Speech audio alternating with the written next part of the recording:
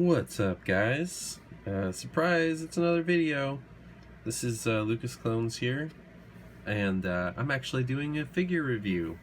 This probably, very possibly, could be the last G.I. Joe figure review I ever do, and that's because, I don't know how much you were paying attention, but there was an article that was released a few months ago saying that Hasbro may be canceling the G.I. Joe line indefinitely because of PC culture. And that's total bullcrap if you ask me. I think the PC culture is ruining lots of things, and now they're going after our toys. But anyhow, so hopefully I'm wrong on that. Hopefully that article was just baloney. So I actually managed to get some of the last waves of 50th 3-packs at Toys R Us. They've been there for a while, but they've only had a few of them. One of them was the pack with Zartan here, and Hit and Run and Torpedo, I believe. But I went back recently, and lo and behold, I was actually going to go buy Legos there. Decided to, before I checked the Legos, go and check out the old G.I. Joe section. And they had them there, and you know, same stuff. But then I noticed that the price was dropped down to like $12.98, which was like 75 or 25% off or something like that. I think they were 20 bucks. But anyhow, so, and then I started looking through, and they're kind of like all pushed to the back, and I found the pack with Alpine, which I really wanted. Was like one of the things that was like, man, I gotta get it. So I was like, you know what, I'm gonna go ahead and grab these guys. So, not the best batch of figures that Hasbro's ever put out with G.I. Joe. It's kind of like a step backwards in a lot of ways, and it kind of sucks because a lot of these figures that you see are either Pursuit of Cobra figures, which were really great. You know, the best line, like the Rock Viper was Pursuit of Cobra. I believe the Shock Trooper was Pursuit of Cobra. Old now, I mean, you know what, 5-6 years old now. 2010 is when Pursuit of Cobra came out. And some of them are concept figures, like Torpedo here was one of those concept case figures back from 2012, and Hit and Run also was, I believe, a concept case figure, and the Zartan. But as I unbox these figures, I noticed that like they use a lot of older parts. Obviously, I'm not including Alpine in this criticism because he's a 25th figure, and they re-released 25th anniversary, which is like, I think he came out in 2009 or something like that, but you couldn't find him because it was the most sought after DVD pack. You know, he's really hard to find. He was up to like $100 loose on eBay at a certain point, so they re-released him so that everybody that didn't get a chance to get him could grab him. So I'm glad I got him. He is a 25th figure, but you know, that it is what it is. He's a 25th figure, you know, what are you going to do? You know, they weren't going to take the time to redesign him, so you know, it's kind of like you're lucky if you got him. One of those things. But he's a cool figure.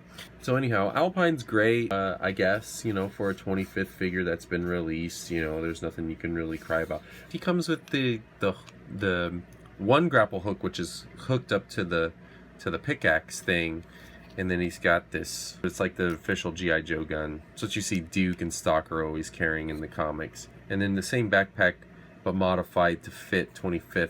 Still has the hook, and then he also came with one of those little MP5s, but I didn't give it to him.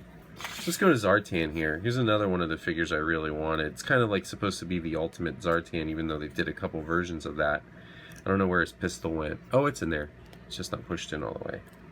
It's not the it's not the Zartan pistol, which is one of my #1 things that's kind of annoying.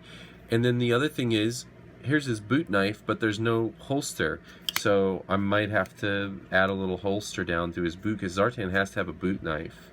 And another thing that would have been cool is if they gave him the partially see-through vest. I think I have an extra one in my bin somewhere. One day I might dig it out.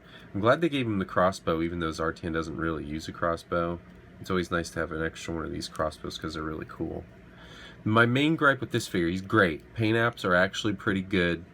Alpines are not so great. If you look, see the silver? I'm gonna have to scrape that off. So yeah, no Zartan blaster and no boot knife. And then the main thing that really, that stuff doesn't bother me so much because I can hook that up later. The main thing that really bothers me is that and this is my main gripe with all these figures. Ooh, look at that little paint mess up right there. Is the limited articulation. He can actually get 90 degrees, but these figures need more than 90 degrees to really get an accurate hold on their weapons. So what you have to do is you have to take these apart and you have to trim in those joints, and you have to be careful because you can make them look not so great. He comes with all the masks. He comes with the Storm Shadow, the Duke, and then the standard Zartan, like weird bearded guy, which I guess is supposed to look like Gung Ho, but back in the day, the original Zartan, it just made him look weird. It made him look like some weird, I don't know, like gypsy type dude. So the Zartan's pretty cool. So Torpedo's kind of cool, but the execution sucks. The concept is great. He's a great update. It makes sense why they would choose these pieces and parts, but the plastic is so flimsy. Like these are those movie Snake Eyes legs, and I actually removed those from my movie Snake Eyes because they were so flimsy. These ones feel slightly a bit better, but my main gripe with this figure is that since the feet are so little and they have this rocker joint in here, which I hate the rocker joints. No peg can go in all the way, and then it's really the flimsy, like gushy plastic on top of it. He just falls right off of his stand all the time, which is really annoying. But he comes with some cool accessories here. I don't know why they gave him this tan 416. That's kind of dumb.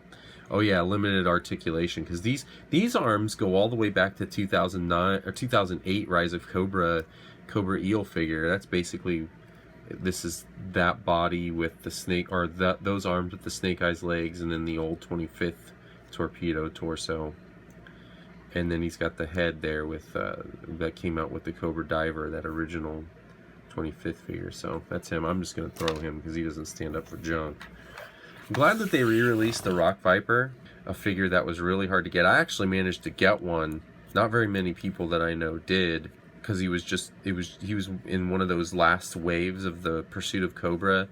But the Rock Viper's pretty cool. I wish they would have updated the head so that he looked more like the old school Rock Viper, ARH, a Real American Hero Rock Viper. But other than that, he's pretty cool. Limited elbow articulation. He can only like he can't like two-hand his rifle in a super accurate way, which would be hard with this rifle anyhow, because this is that 25th anniversary Zartan rifle that has this little piece down here that would make it hard for him to swivel his arm over. So anyhow, but that's cool to get the Rock Viper again. Alright, Shock Viper. I'm not going to talk a lot about him. He's awesome, he's great, he's exactly like the Pursuit of Cobra release. He's only missing a few things. Like he doesn't have for some reason they didn't give him the walkie-talkie. I don't know why.